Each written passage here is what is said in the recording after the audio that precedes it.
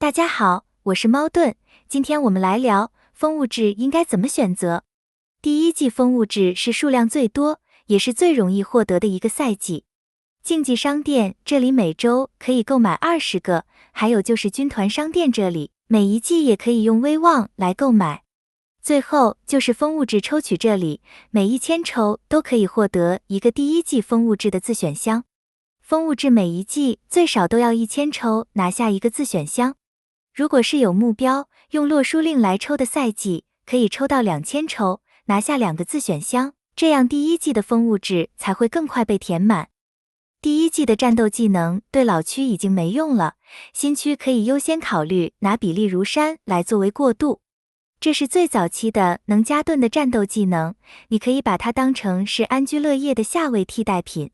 比利如山底下的4个风物志增加的是暴击抗爆和伤害增加减免，也都是初期很优秀的属性，值得优先去获取。之后剩下的风物志就是以拿属性为主了，优先全部升5星，然后才升5火。如果有需要的战斗技能，就优先升到3火。如果害怕溢出，那升到4火后就暂停，等第一季全部4火后，才继续将它们升到5火。属性方面，优先拿兵器库百步穿杨底下的4个风物志，里面给的全是暴击和抗爆，最重要的是给的数值还非常高，能增加很多战力。再往下，还有中间的一把绿尘枪，给的暴击和抗爆也是非常高。接着就是藏书楼这里，前面提到过的比利如山底下的4个风物志，里面也有很高的暴击抗爆。再往下，广陵伞也有很高的暴击和抗爆属性可以拿。然后最右边2个百鸟朝凤曲和凤求凰提供的是珍贵的无视防御属性，这些都可以优先去拿。再来就是藏宝阁这里，提供的全都是抗灭相关的属性，优先拿高抗灭蜀国和吴国的。再来就是藏书楼这里，还有4个能提升软实力的风物志，就看你是想先去提升软实力，还是其他的硬件实力了。下一个版本命魂曹操出来后，又会是一个丢简易的版本了。太平清领道提升的是异常抗性，史记提升的是异常命中，孙子兵法则是2个都有。青囊书提升的是吸血率和反弹伤害，如果想玩盾队的就优先去提升。再下一个版本就是 SP 曹仁的盾队版本了。搞定这些后，就看剩下的风物志，哪个增加的属性多，就去优先提升它就好。第二季风物志是非常重要的一期，里面的3个战斗技能都很不错。优先拿玲珑塔和破梦枪，这些能增加初始怒气的风物志。就算现在无法开场放出怒弓，这些怒气也能成为 SP 诸葛亮星辉的养料。而且在3队和其他 PVE 玩法，也会有没有 SP 诸葛亮在的场合，所以初始怒气还是有用的。至于减少初始怒气的洛神赋和飞羽弓，它同样可以用来减少对面 SP 诸葛亮可吸收的怒气，所以也是有用的。再加上这2个风物志也涉及到山河海阔和羽化登仙这2个很实用的战斗技能，所以把它们提升了是不会有任何损失的。拿完怒气风物志后，就可以以羽化登仙和山河海阔这2个战斗技能为目标。羽化登仙现在能很好的限制一攻命魂马超的输出，山河海阔也算是用来增加异常抗性和怒气抗性的老牌战斗技能了。台服很快就会上线氪金风物志，到时战斗技能会提升至可以装备3个。在你的氪金风物志还没养成前，这些战斗技能都是有上场机会的。第3季风物志的重点就在藏宝阁的战斗技能千罗万象，这是现在比较重要的一个战斗技能。在 SP 诸葛亮的机制下，它可以用来提升一攻武将的最终增减伤，最好是可以拉到4星，效果才会比较好。兵器库这里，燎原枪有普攻最终伤害增加和减免，夜火弓有怒弓最终伤害增加和减免。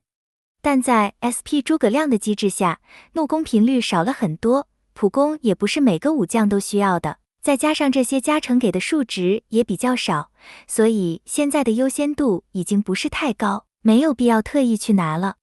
藏书楼中，平沙落雁曲有异常抗性和反弹伤害，伤寒杂病论有攻击吸血和异常命中。平复贴有普攻和怒攻的最终伤害增加和减免。第4季风物志，重点是兵器库里的战斗技能灿若星辰。这个在打魔窟时偶尔会用到，低星就可以用。底下的4个风物志，左边2个有很高的暴击和抗暴加成，要优先拿。右边的是普攻和怒攻的最终伤害增加和减免，算是前期性价比很不错的一个战斗技能了。藏书楼这里，霓裳曲和桃源图有攻击吸血和异常命中。素问有普攻怒攻最终伤害减免。藏宝阁这里，琉璃雀翎有很高的抗灭数。星芒盘有普攻怒攻最终伤害增加和减免。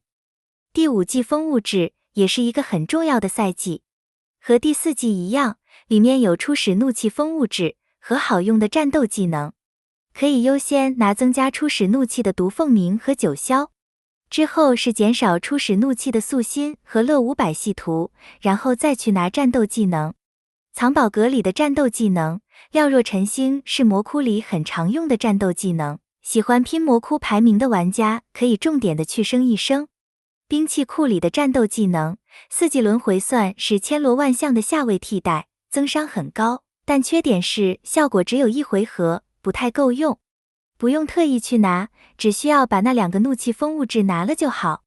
藏书楼的战斗技能欣欣向荣是为数不多的火烧战斗技能，底下的风物志也很不错。灵书可以增加异常抗性和反弹伤害，潇湘水云可以增加攻击吸血和异常命中。这些属性都是拿了都不亏的，所以可以加减的拿一拿。火烧的忠实玩家或许也可以考虑将它升满到5星。如果没意外，台服的氪金风物志在下个月就会登场，而这些非氪金风物志的战斗技能，相信在日后也会慢慢的被取代。不过由于氪金风物志出的并不快，大概2个月才会出一次，所以老战斗技能还是有一段可以使用的时间的。当然，如果你不想理会这些旧的战斗技能，只想全力的去拿属性也是可以的。我甚至觉得这是一个更实际的做法，因为要拉满5星真的很不容易。4星过渡，然后专心拿属性才是效率更高的做法。最后我想说的是，既然战斗技能已经有新的获取方式，那么山河这个老模式也是时候改一改了。陆服的3换很快就要迎来5周年，趁着3换2不太行，趁着江天地这个打着老情怀的版本，能吸引到很多旧玩家回归。只要把旧有的玩了5年都没变的模式通通打掉重练，就能给人一个全新游戏的感觉。再战个5周年，台服在活动方面就做得比陆服好很多，武将对对碰、董白扭蛋屋、清河大富翁，这些都是陆服没有的一些比较有趣的玩法。陆服的活动不仅千年不变，而且还很无聊，能坚持到现在还能有1000万以上的营收，已经是个奇迹。台服要大改不可能，但希望策划小胖至少可以优化一下战斗技能可装备的数量，不然拿了那么多却不能用，真的很鸡肋。建议可以将战斗技能的装备位置逐渐增加到5个，然后再保留其中2个，只能装备普通战斗技能，而无法装备氪金战斗技能。这样普通的战斗技能在日后才不会变成只是个摆设。好了，今天的视频就分享到这里，感谢大家的收看，我们下期再见。